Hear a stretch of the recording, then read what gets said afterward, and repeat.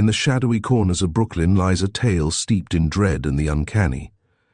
The Horror at Red Hook by H.P. Lovecraft invites listeners into a world where the familiar transforms into the grotesque. As a New York police detective confronts his own fears amid a series of mysterious events, the narrative explores the thin veil between reality and nightmare. Lovecraft masterfully weaves a chilling atmosphere, revealing the hidden horrors that lurk in the mundane, making this story a classic in the realm of horror fiction. Chapter 1. Not many weeks ago, on a street corner in the village of Pascoag, Rhode Island, a tall, heavily built, and wholesome-looking pedestrian furnished much speculation by a singular lapse of behavior. He had, it appears, been descending the hill by the road from Shepherdshay, and encountering the compact section, had turned to his left into the main thoroughfare, where several modest business blocks convey a touch of the urban.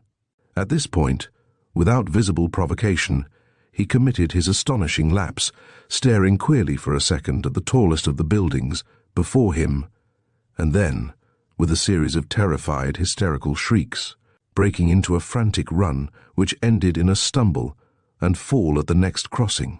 Picked up and dusted off by ready hands, he was found to be conscious, organically unhurt, and evidently cured of his sudden nervous attack.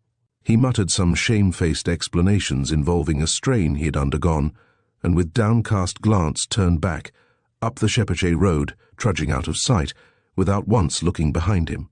It was a strange incident to befall so large, robust, normal-featured, and capable-looking a man, and the strangeness was not lessened by the remarks of a bystander who had recognized him as the boarder of a well-known dairyman on the outskirts of Shepherdshay.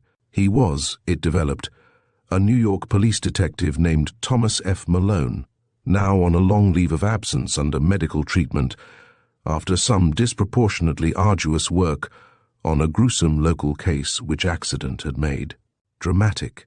There had been a collapse of several old brick buildings during a raid in which he had shared, and something about the wholesale loss of life, both of prisoners and of his companions, had peculiarly appalled him. As a result, he had acquired an acute and anomalous horror of any buildings even remotely suggesting the ones which had fallen in, so that in the end mental specialists forbade him the sight of such things for an indefinite period.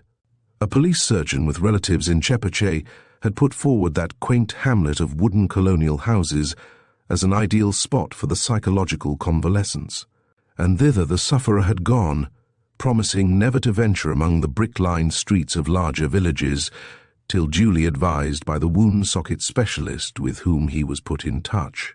This walk to Pascoag for magazines had been a mistake, and the patient had paid in fright, bruises, and humiliation for his disobedience. So much the gossips of Shepherdshay and Pascoag knew, and so much also the most learned specialists believed. But Malone had at first told the specialists much more, ceasing only when he saw that utter incredulity was his portion. Thereafter he held his peace, protesting not at all when it was generally agreed that the collapse of certain squalid brick houses in the Red Hook section of Brooklyn, and the consequent death of many brave officers, had unseated his nervous equilibrium. He had worked too hard, all said, in trying to clean up those nests of disorder and violence.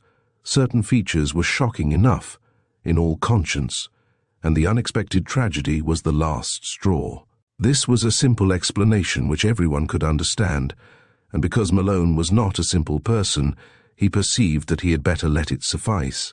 To hint to unimaginative people of a horror beyond all human conception, a horror of houses and blocks and cities, leprous and cancerous with evil dragged from elder worlds, would be merely to invite a padded cell instead of a restful rustication, and Malone was a man of sense despite his mysticism.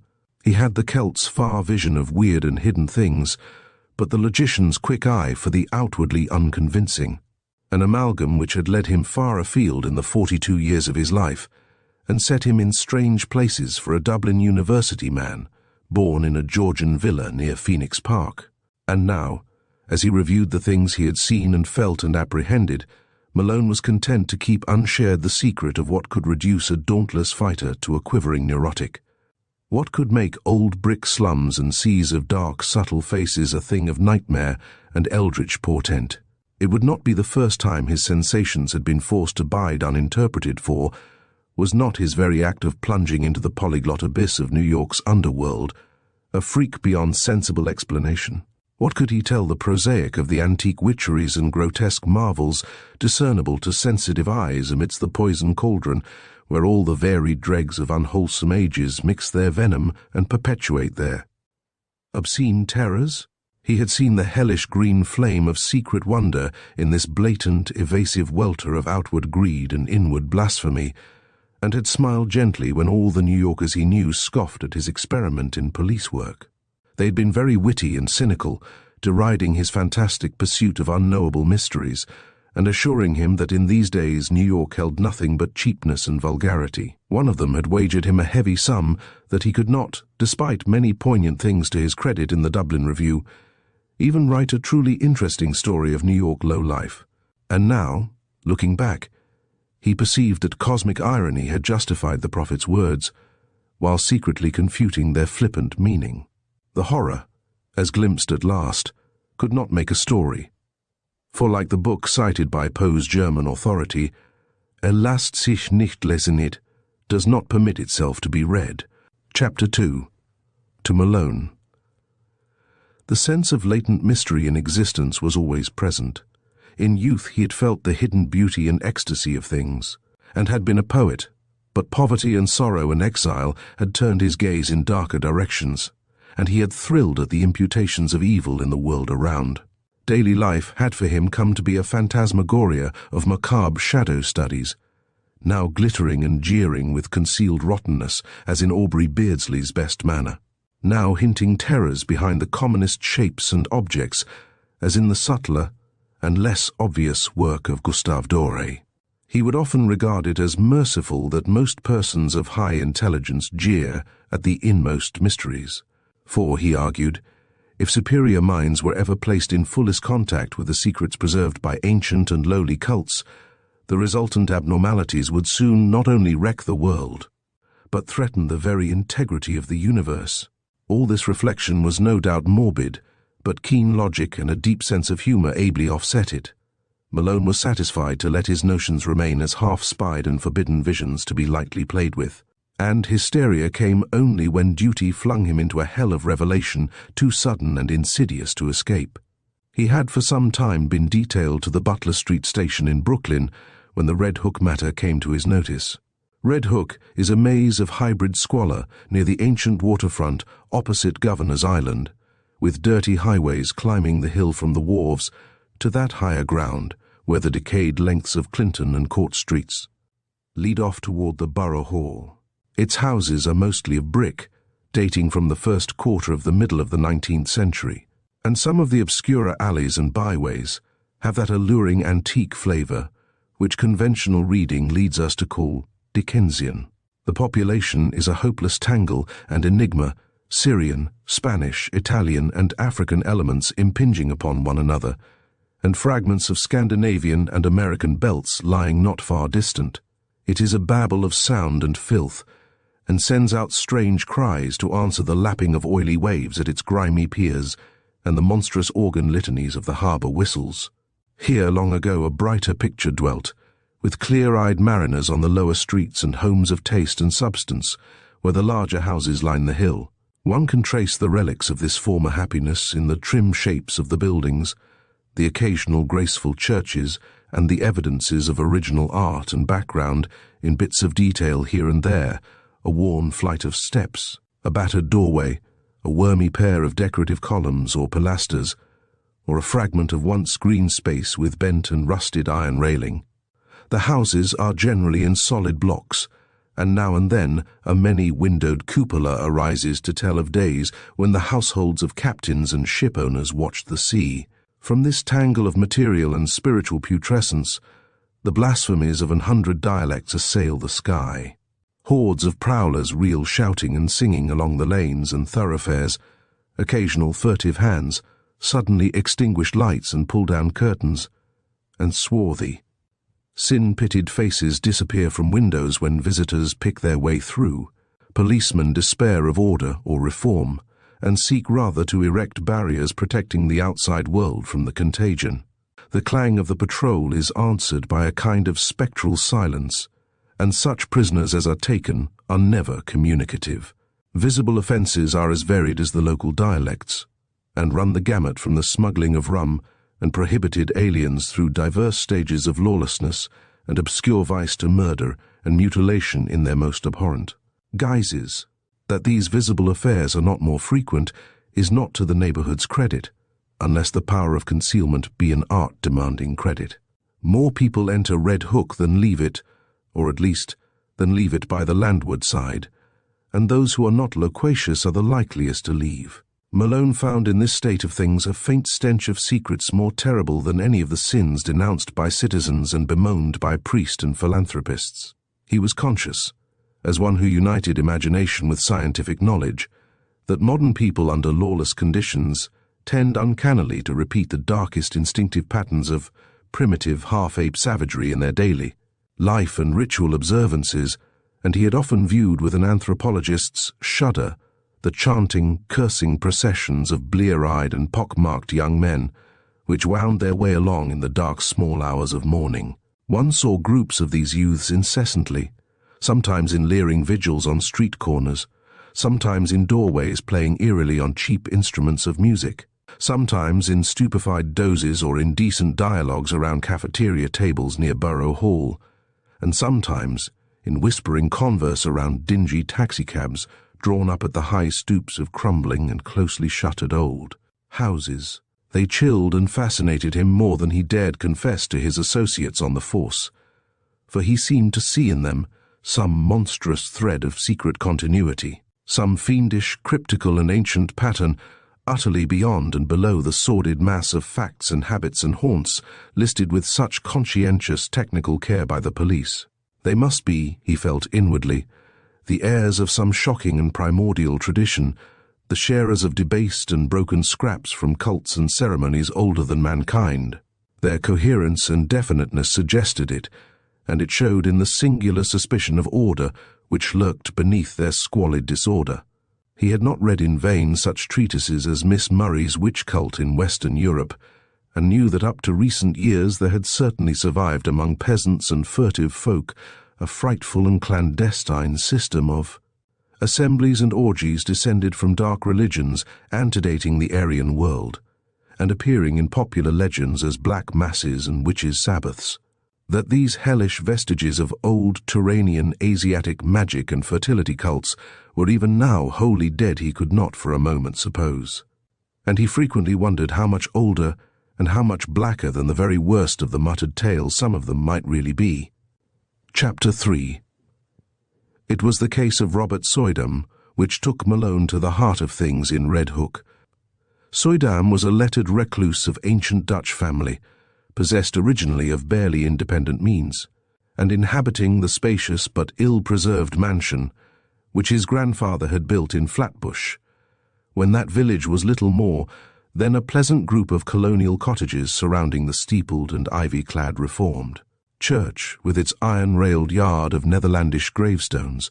In this lonely house, set back from Martin Street amidst a yard of venerable trees, Soydam had read and brooded for some 6 decades except for a period a generation before, when he had sailed for the old world and remained there out of sight for 8 years.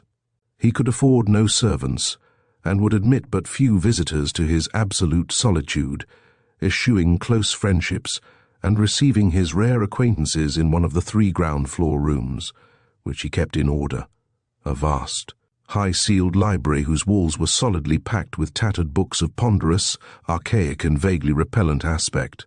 The growth of the town and its final absorption in the Brooklyn district had meant nothing to Soydam, and he had come to mean less and less to the town. Elderly people still pointed him out on the streets, but to most of the recent population he was merely a queer, corpulent old fellow whose unkempt white hair, stubbly beard, shiny black clothes and gold-headed cane earned him an amused glance and nothing more. Malone did not know him by sight, till duty called him to the case, but had heard of him indirectly as a really profound authority on medieval superstition, and had once idly meant to look up an out-of-print pamphlet of his on the Kabbalah and the Faustus legend, which a friend had quoted from memory. Soydam became a case when his distant and only relatives sought court pronouncements on his sanity. Their action seemed sudden to the outside world, but was really undertaken only after prolonged observation and sorrowful debate. It was based on certain odd changes in his speech and habits, wild references to impending wonders, and unaccountable hauntings of disreputable Brooklyn neighborhoods. He had been growing shabbier and shabbier with the years, and now prowled about like a veritable mendicant, seen occasionally by humiliated friends in subway stations, or loitering on the benches around Borough Hall in conversation with groups of swarthy, evil-looking strangers. When he spoke, it was to babble of unlimited powers almost within his grasp, and to repeat with knowing leers such mystical words of names as Sephiroth, Ashmedai, and Samael.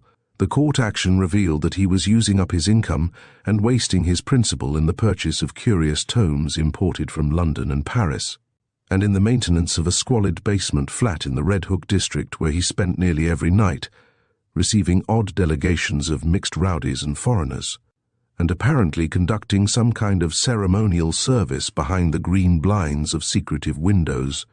Detectives assigned to follow him reported strange cries and chants and prancing of feet filtering out from these nocturnal rites, and shuddered at their peculiar ecstasy and abandon, despite the commonness of weird orgies in that sodden section. When, however, the matter came to a hearing, Suidam managed to preserve his liberty.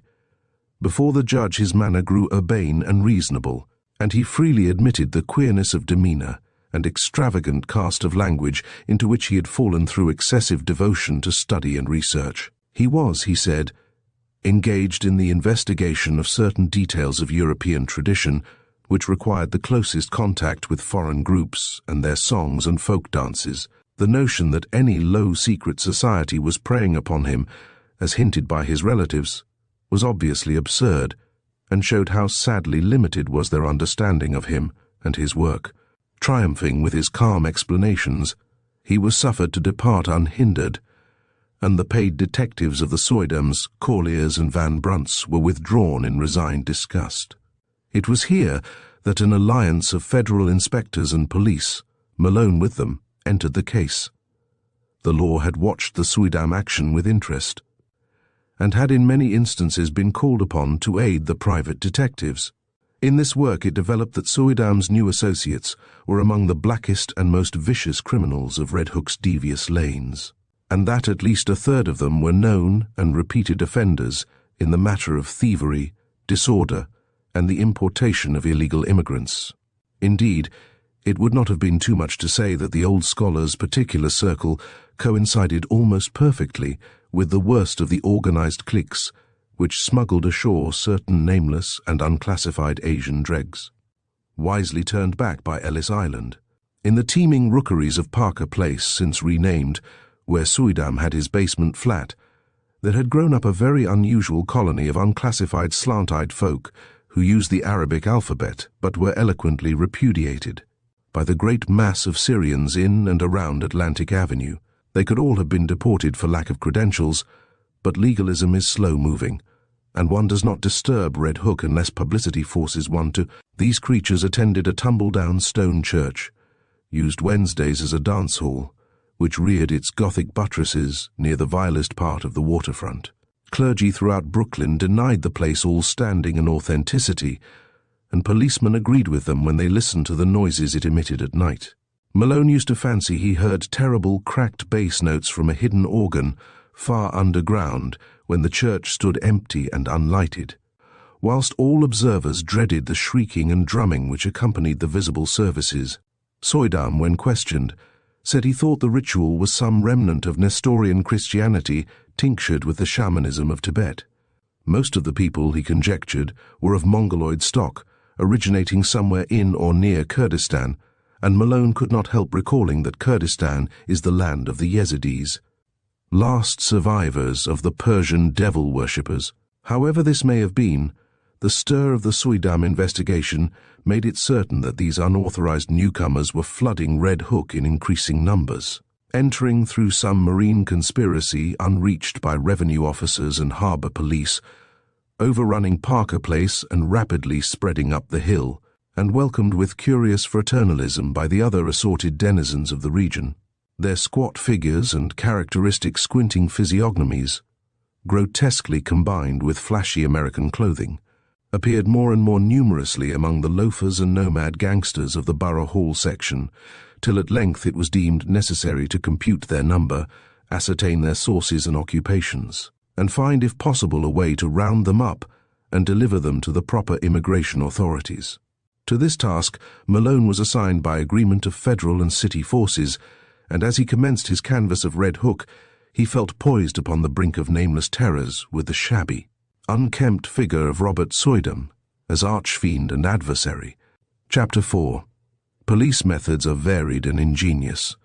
Malone, through unostentatious rambles, carefully casual conversations, well-timed offers of hip-pocket liquor, and judicious dialogues with frightened prisoners, learned many isolated facts about the movement whose aspect had become so menacing. The newcomers were indeed Kurds, but of a dialect obscure and puzzling to exact philology. Such of them as worked lived mostly as dock hands and unlicensed peddlers, though frequently serving in Greek restaurants and tending corner newsstands. Most of them, however, had no visible means of support, and were obviously connected with underworld pursuits, of which smuggling and bootlegging were the least indescribable. They had come in steamships, apparently tramp freighters, and had been unloaded by stealth on moonless nights in rowboats which stole under a certain wharf and followed a hidden canal and house Malone could not locate. For the memories of his informants were exceedingly confused, while their speech was to a great extent beyond even the ablest interpreters, nor could he gain any real data on the reasons for their systematic importation. They were reticent about the exact spot from which they had come, and were never sufficiently off guard to reveal the agencies which had sought them out and directed their course. Indeed, they developed something like acute fright when asked the reason for their presence. Gangsters of other breeds were equally taciturn, and the most that could be gathered was that some god or great priesthood had promised them unheard-of powers and supernatural glories and rulerships in a strange land. The attendance of both newcomers and old gangsters at Soydam's closely guarded nocturnal meetings was very regular, and the police soon learned that the erstwhile recluse had leased additional flats to accommodate such guests as knew his password.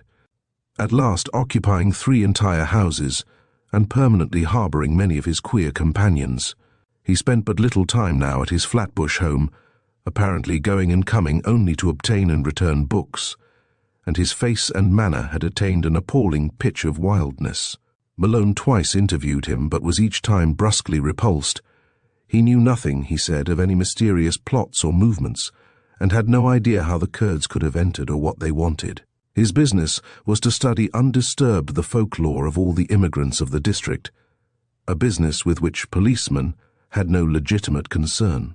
Malone mentioned his admiration for Soydam's old brochure on the Kabbalah and other myths, but the old man's softening was only momentary. He sensed an intrusion and rebuffed his visitor in no uncertain way, till Malone withdrew disgusted and turned to other channels of information. What Malone would have unearthed could he have worked continuously on the case, we shall never know. As it was, a stupid conflict between city and federal authority suspended the investigation for several months, during which the detective was busy with other assignments. But at no time did he lose interest, or fail to stand amazed at what began to happen to Robert Soydam.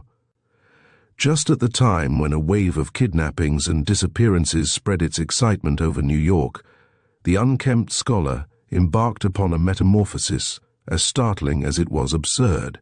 One day he was seen near Borough Hall with clean-shaved face, well-trimmed hair, and tastefully immaculate attire, and on every day thereafter some obscure improvement was noticed in him. He maintained his new fastidiousness without interruption, added to it an unwanted sparkle of eye and crispness of speech, and began little by little to shed the corpulence which had so long deformed him. Now frequently taken for less than his age, he acquired an elasticity of step and buoyancy of demeanor to match the new tradition, and showed a curious darkening of the hair which somehow did not suggest dye. As the months passed, he commenced to dress less and less conservatively, and finally astonished his few friends by renovating and redecorating his Flatbush mansion, which he threw open in a series of receptions, summoning all the acquaintances he could remember, and extending a special welcome to the fully forgiven relatives who had lately sought his restraint. Some attended through curiosity, others through duty, but all were suddenly charmed by the dawning grace and urbanity of the former hermit. He had, he asserted, accomplished most of his allotted work, and having just inherited some property from a half-forgotten European friend, was about to spend his remaining years in a brighter second youth which ease, care and diet had made possible to him. Less and less was he seen at Red Hook, and more did he move in the society to which he was born. Policemen noted a tendency of the gangsters to congregate at the old stone church and dance hall instead of at the basement flat in Parker Place, though the latter and its recent annexes still overflowed with noxious life. Then 2 incidents occurred wide enough apart, but both of intense interest in the case, as Malone envisaged it. One was a quiet announcement in the Eagle of Robert Soydam's engagement to Miss Cornelia Gerritsen of Bayside, a young woman of excellent position, and distantly related to the elderly bridegroom-elect, whilst the other was a raid on the dance hall church by city police. After a report that the face of a kidnapped child had been seen for a second at one of the basement windows. Malone had participated in this raid and studied the place with much care when inside. Nothing was found, in fact. The building was entirely deserted when visited, but the sensitive Celt was vaguely disturbed by many things about the interior. There were crudely painted panels he did not like panels, which depicted sacred faces with peculiarly worldly and sardonic expressions, and which occasionally took liberties that even a layman's sense of decorum could scarcely countenance. Then, too, he did not relish the Greek inscription on the wall above the pulpit, an ancient incantation which he had once stumbled upon in Dublin college days, and which read, literally translated, "O friend and companion of night, thou who rejoicest in the baying of dogs and spilt blood, who wanderest in the midst of shades among the tombs, who longest for blood and bringest terror to mortals, gorge, Mormo, thousand-faced moon, look favourably on our sacrifices." When he read this he shuddered, and thought vaguely of the cracked bass organ notes he fancied he had heard beneath the church on certain nights. He shuddered again at the rust around the rim of a metal basin which stood on the altar, and paused nervously when his nostrils seemed to detect a curious and ghastly stench from somewhere in the neighbourhood. That organ memory haunted him, and he explored the basement with particular assiduity before he left. The place was very hateful to him, yet after all, were the blasphemous panels and inscriptions more than mere crudities perpetrated by the ignorant. By the time of Soydam's wedding, the kidnapping epidemic had become a popular newspaper scandal. Most of the victims were young children of the lowest classes, but the increasing number of disappearances had worked up a sentiment of the strongest fury. Journals clamoured for action from the police, and once more the Butler Street station sent its men over Red Hook for clues, discoveries, and criminals. Malone was glad to be on the trail again, and took pride in a raid on one of Soydam's Parker Place houses. There, indeed, no stolen child was found, despite the tales of screams and the red sash picked up in the areaway. But the paintings and rough inscriptions on the peeling walls of most of the rooms, and the primitive chemical laboratory in the attic, all helped to convince the detective that he was on the track of something tremendous. The paintings were appalling, hideous monsters of every shape and size, and parodies on human outlines which cannot be described. The writing was in red, and varied from Arabic to Greek, Roman, and Hebrew letters. Malone could not read much of it, but what he did decipher was portentous and Kabbalistic enough.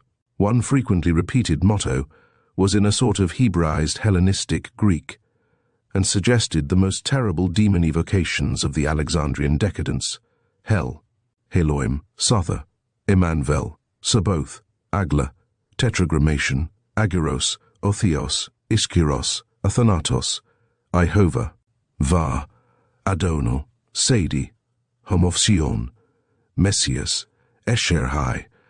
Circles and pentagrams loomed on every hand, and told indubitably of the strange beliefs and aspirations of those who dwelt so squalidly here. In the cellar, however, the strangest thing was found: a pile of genuine gold ingots covered carelessly with a piece of burlap, and bearing upon their shining surfaces the same weird hieroglyphics which also adorned the walls. During this raid, The police encountered only a passive resistance from the squinting Orientals that swarmed from every door. Finding nothing relevant, they had to leave all as it was, but the precinct captain wrote Suydam a note, advising him to look closely to the character of his tenants and protégés in view of the growing public clamour. Chapter 5. Then came the June wedding and the great sensation. Flatbush was gay for the hour about high noon, and pennanted motors thronged the street near the old Dutch church, where an awning stretched from door to highway. No local event ever surpassed the Suydam-Gerritsen nuptials in tone and scale, and the party which escorted the bride and groom to the Cunard Pier was, if not exactly the smartest, at least a solid page from the social register. At 5 o'clock, adieu was waved, and the ponderous liner edged away from the long pier, slowly turned its nose seaward, discarded its tug, and headed for widening water spaces that led to old-world wonders. By night, the outer harbour was cleared, and late passengers watched the stars twinkling above an unpolluted ocean. Whether the tramp steamer or the Scream was first to gain attention, no one can say. Probably they were simultaneous, but it is of no use to calculate. The Scream came from the Suydam stateroom, and the sailor who broke down the door could perhaps have told frightful things if he had not forthwith gone completely mad. As it is, he shrieked more loudly than the first victims, and thereafter ran simpering about the vessel till caught and put in irons. The ship's doctor, who entered the stateroom and turned on the lights a moment later, did not go mad, but told nobody what he saw till afterward, when he corresponded with Malone in Shepherdshay. It was murder strangulation, but one need not say that the claw mark on Mrs. Suydam's throat could not have come from her husband's or any other human hand, or that upon the white wall there flickered for an instant in hateful red a legend, which later copied from memory seems to have been nothing less than the fearsome Chaldee letters of the word Lilith. One need not mention these things because they vanished so quickly. As for Suydam, one could at least bar others from the room until one knew what to think oneself. The doctor has distinctly assured Malone that he did not see IT. The open porthole, just before he turned on the lights, was clouded for a second with a certain phosphorescence, and for a moment there seemed to echo in the night outside the suggestion of a faint and hellish tittering, but no real outline met the eye. As proof, the doctor points to his continued sanity. Then the tramp steamer claimed all attention. A boat put off, and a horde of swart, insolent ruffians in officers' dress swarmed aboard the temporarily halted Cunarder. They wanted Suydam or his body. They had known of his trip, and for certain reasons were sure he would die. The captain's deck was almost a pandemonium, for at the instant, between the doctor's report from the stateroom and the demands of the men from the tramp, not even the wisest and gravest seaman could think what to do. Suddenly, the leader of the visiting mariners, an Arab with a hatefully contorted mouth, pulled forth a dirty, crumpled paper and handed it to the captain. It was signed by Robert Suydam and bore the following odd message: "In case of sudden or unexpected accident or death on my part, please deliver me or my body unquestioningly into the hands of the bearer and his associates. Everything for me, and perhaps for you, depends on absolute compliance. Explanations can come later. Do not fail me now.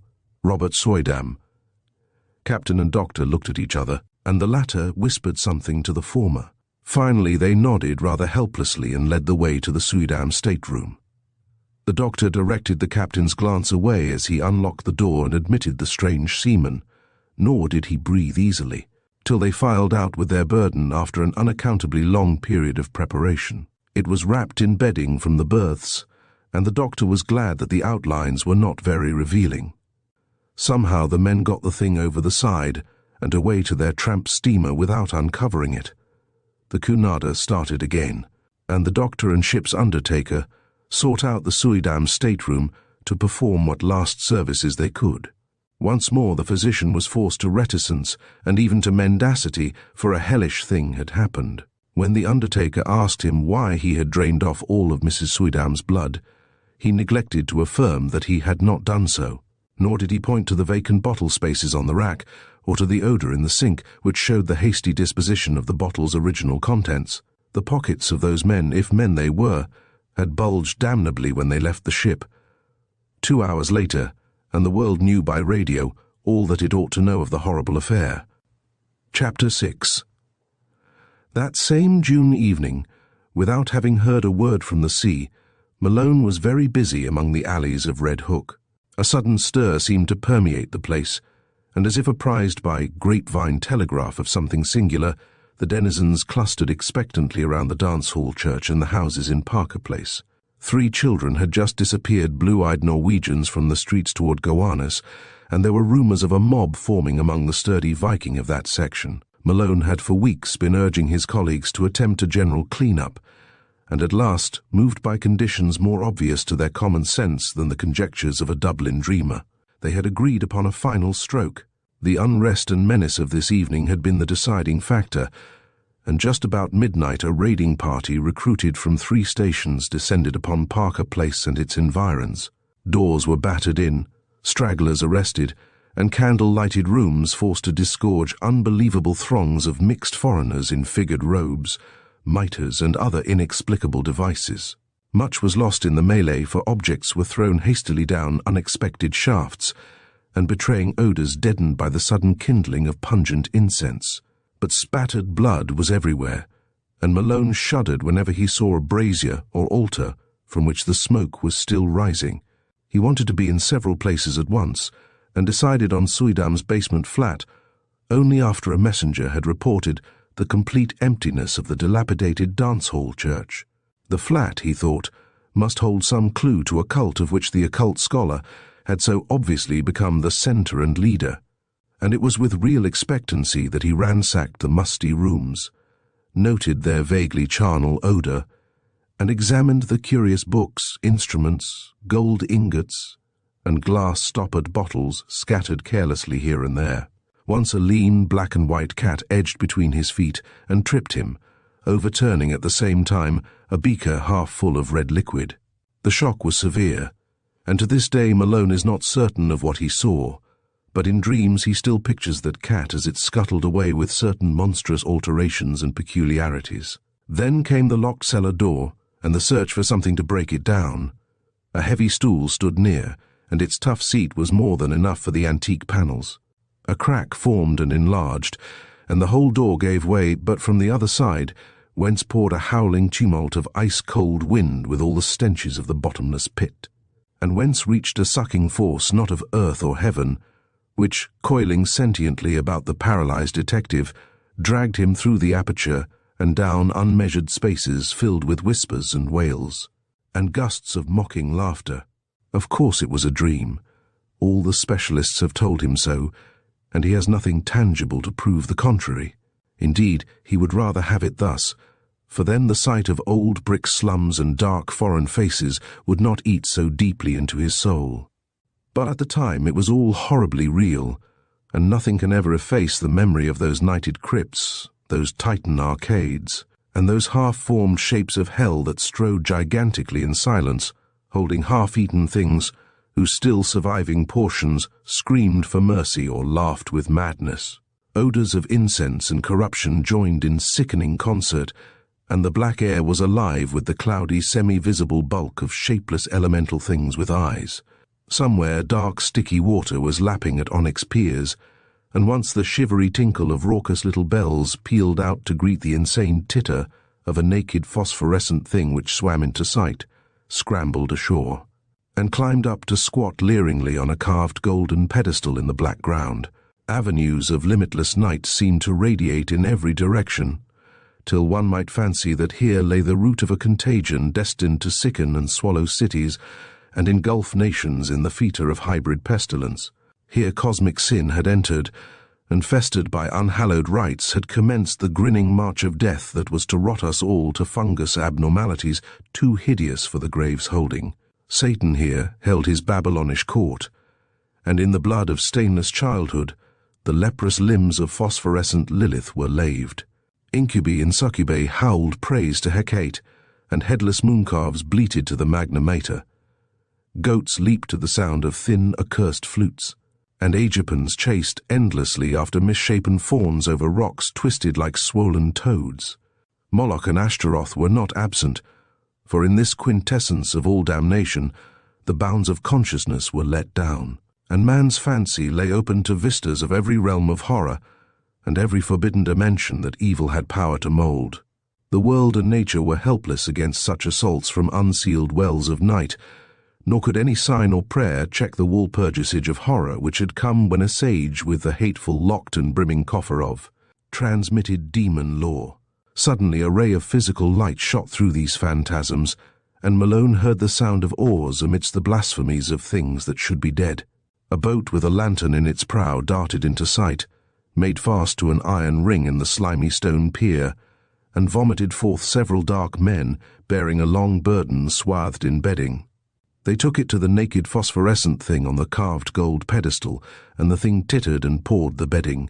Then they unswathed it, and propped upright before the pedestal the gangrenous corpse of a corpulent old man with stubby beard and unkempt white hair.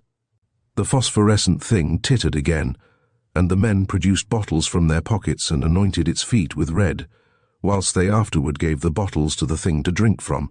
All at once, from an arcaded avenue leading endlessly away, there came the demoniac rattle and wheeze of a blasphemous organ, choking and rumbling out of the mockeries of hell in cracked sardonic bass.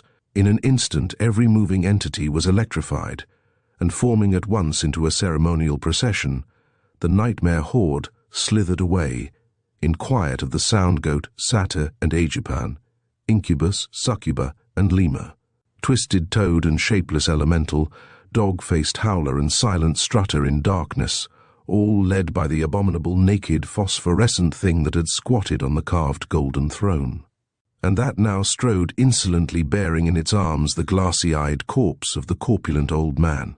The strange dark man danced in the rear, and the whole column skipped and leaped with Dionysiac fury.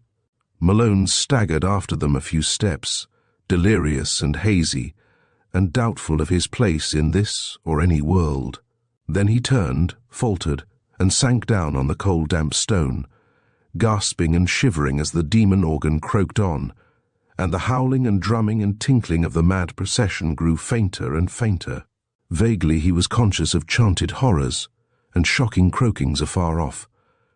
Now and then a wail or whine of ceremonial devotion would float to him through the black arcade, whilst eventually there rose the dreadful Greek incantation whose text he had read above the pulpit of that dance-hall church. O friend and companion of night, thou who rejoicest in the baying of dogs, here a hideous howl burst forth, and spilt blood, here nameless sounds vied with morbid shriekings, who wanderest in the midst of shades among the tombs, here a whistling sigh occurred, who longest for blood and bringest terror to mortals, short sharp cries from myriad throats, Gorgo repeated as response, Mormo repeated with ecstasy, thousand-faced moon sighs and flute notes, look favourably on our sacrifices. As the chant closed, a general shout went up, and hissing sounds nearly drowned the croaking of the cracked bass organ, then a gasp as from many throats, and a babble of barked and bleated words. Lilith, great Lilith, behold the bridegroom. More cries, a clamour of rioting, and the sharp clicking footfalls of a running figure. The footfalls approached, and Malone raised himself to his elbow to look. The luminosity of the crypt, lately diminished, had now slightly increased, and in that devil light there appeared the fleeing form of that which should not flee or feel or breathe, the glassy-eyed, gangrenous corpse of the corpulent old man, now needing no support, but animated by some infernal sorcery of the rite just closed. After it raced the naked, tittering, phosphorescent thing that belonged on the carven pedestal, and still farther behind panted the dark men, and all the dread crew of sentient loathsomenesses. The corpse was gaining on its pursuers, and seemed bent on a definite object, straining with every rotting muscle toward the carved golden pedestal, whose necromantic importance was evidently so great. Another moment, and it had reached its goal, whilst the trailing throng laboured on with more frantic speed. But they were too late, for in one final spurt of strength, which ripped tendon from tendon and sent its noisome bulk floundering to the floor in a state of jellyish dissolution, the staring corpse which had been Robert Soydam achieved its object and its triumph. The push had been tremendous, but the force had held out, and as the pusher collapsed to a muddy blotch of corruption, the pedestal he had pushed tottered, tipped, and finally careened from its onyx base into the thick waters below, sending up a parting gleam of carven gold as it sank heavily to undreamable gulfs of lower Tartarus. In that instant, too, the whole scene of horror faded to nothingness before Malone's eyes, and he fainted amidst a thunderous crash which seemed to blot out all the evil universe. Chapter 7. Malone's dream, experienced in full before he knew of Suidam's death and transfer at sea, was curiously supplemented by some oddities of the case, though that is no reason why anyone should believe it. The 3 old houses in Parker Place, doubtless long rotten with decay in its most insidious form, collapsed without visible cause, while half the raiders and most of the prisoners were inside, and both of the greater number were instantly killed. Only in the basements and cellars was there much saving of life, and Malone was lucky to have been deep below the house of Robert Suidam, for he really was there, as no one is disposed to deny.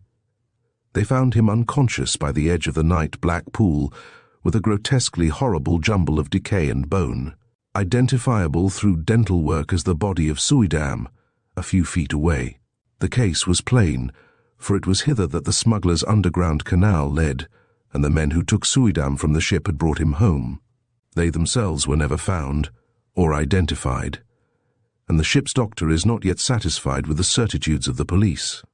Suidam was evidently a leader in extensive man-smuggling operations, for the canal to his house was but one of several subterranean channels and tunnels in the neighborhood. There was a tunnel from this house to a crypt beneath the dance hall church, a crypt accessible from the church only through a narrow secret passage in the north wall, and in whose chambers some singular and terrible things were discovered. The croaking organ was there, as well as a vast arched chapel with wooden benches and a strangely figured altar. The walls were lined with small cells, in 17 of which hideous to relate solitary prisoners in a state of complete idiocy were found chained, including 4 mothers with infants of disturbingly strange appearance. These infants died soon after exposure to the light, a circumstance which the doctors thought rather merciful. Nobody but Malone, among those who inspected them, remembered the sombre question of old Delrio, and sint unquam daemones incubi et succubi, et in extali, congressu proles nasci quit? Before the canals were filled up, they were thoroughly dredged, and yielded forth a sensational array of sawed and split bones of all sizes. The kidnapping epidemic, very clearly, had been traced home, though only 2 of the surviving prisoners could by any legal thread be connected with it. These men are now in prison, since they failed of conviction as accessories in the actual murders. The carved golden pedestal or throne so often mentioned by Malone as of primary occult importance was never brought to light, though at one place under the Suidam house, the canal, was observed to sink into a well too deep for dredging. It was choked up at the mouth and cemented over when the cellars of the new houses were made, but Malone often speculates on what lied beneath. The police, satisfied that they had shattered a dangerous gang of maniacs and alien smugglers, turned over to the federal authorities the unconvicted Kurds, who before their deportation were conclusively found to belong to the Yazidi clan of devils worshippers. The tramp ship and its crew remain an elusive mystery, though cynical detectives are once more ready to combat its smuggling and rum-running ventures. Malone thinks these detectives show a sadly limited perspective in their lack of wonder at the myriad unexplainable details and the suggestive obscurity of the whole case, though he is just as critical of the newspapers, which saw only a morbid sensation and gloated over a minor sadist cult when they might have proclaimed a horror from the universe's very heart. But he is content to rest silent in Chepache, calming his nervous system and praying that time may gradually transfer his terrible experience from the realm of present reality to that of picturesque and semi-mythical remoteness. Robert Suidam sleeps beside his bride in Greenwood Cemetery. No funeral was held over the strangely released bones, and relatives are grateful for the swift oblivion which overtook the case as a whole. The scholar's connection with the Red Hook horrors, indeed, was never emblazoned by legal proof, since his death forestalled the inquiry he would otherwise have faced.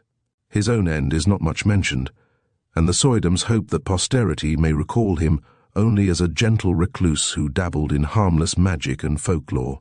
As for Red Hook, it is always the same.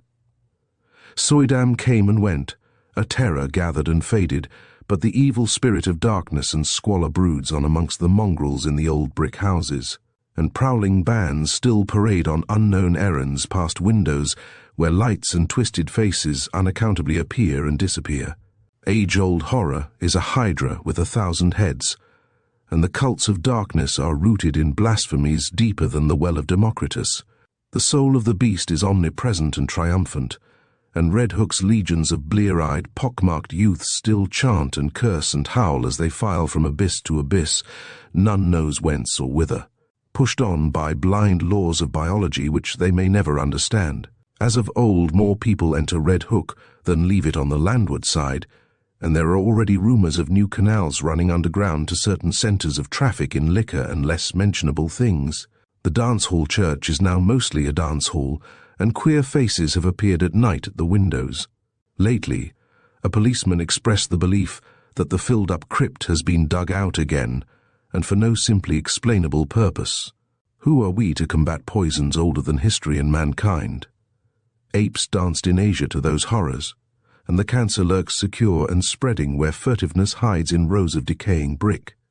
Malone does not shudder without cause, for only the other day an officer overheard a swarthy, squinting hag teaching a small child some whispering patois in the shadow of an areaway. He listened, and thought it very strange when he heard her repeat over and over again, "O friend and companion of night, thou who rejoicest in the baying of dogs and spilt blood, who wanderest in the midst of shades among the tombs, who longest for blood and bringest terror to mortals, Gorgo, Mormo, thousand-faced moon, look favorably on our sacrifices."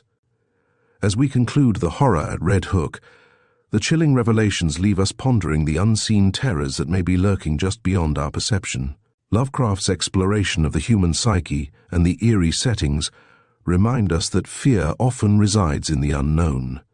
The story challenges our understanding of reality, urging us to confront the darker aspects of existence. Thank you for joining us on this journey into Lovecraft's haunting world. Stay tuned for more stories that delve into the realms of the eerie and the supernatural.